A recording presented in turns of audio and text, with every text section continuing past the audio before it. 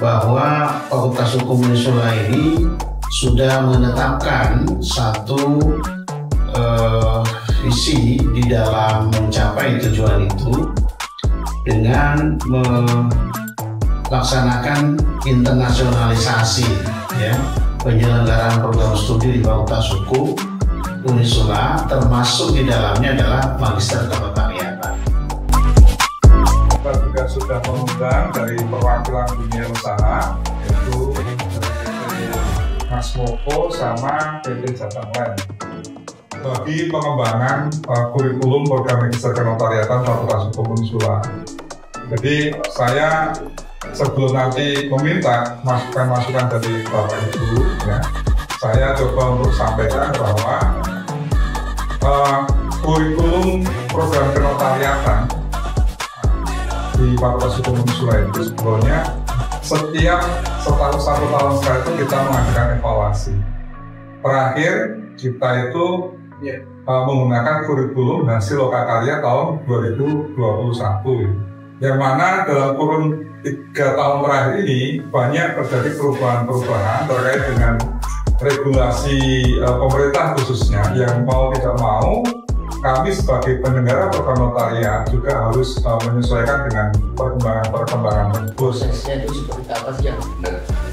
Ini yang harus ditekankan oleh pelaksana. Misalnya para pihak harus menghadap, harus dibacakan, dan seterusnya sampai akta ini diselesaikan secara sempurna. Saya malah sangat berharap sekali dari BPN untuk bisa tidak pakar kaitannya dengan sertifikat elektronik, kaitannya dengan materi misalnya bagaimana masyarakat bisa melihat sertifikat elektronik itu membacanya bagaimana. Oke, misalnya aplikasi seperti Tanahku dan lain sebagainya. Tapi Unisula itu meskipun ada sistem hybrid, boleh mereka oleh, tapi mohon maaf dipertimbangkan berapa persen mereka harus ada di kampus untuk TPK.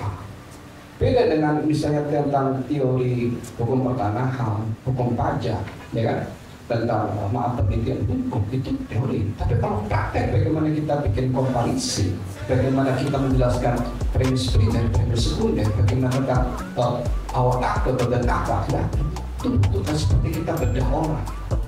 Sekarang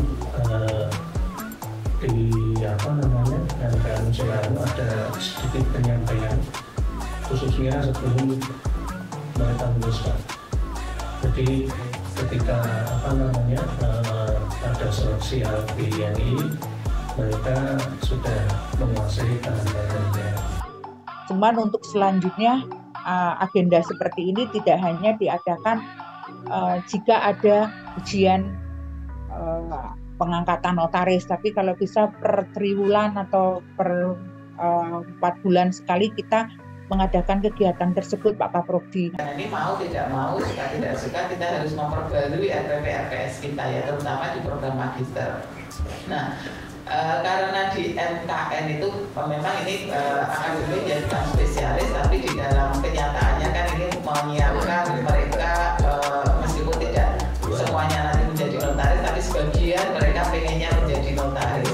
Oleh karena itu mohon kepada ibu bapak sekalian, ketika menyusun RPP-RPS gitu ya, kemudian dari prodi juga menyusun kurikulum, itu setiap mata kuliah itu diberikan buku teori dan buku prakteknya.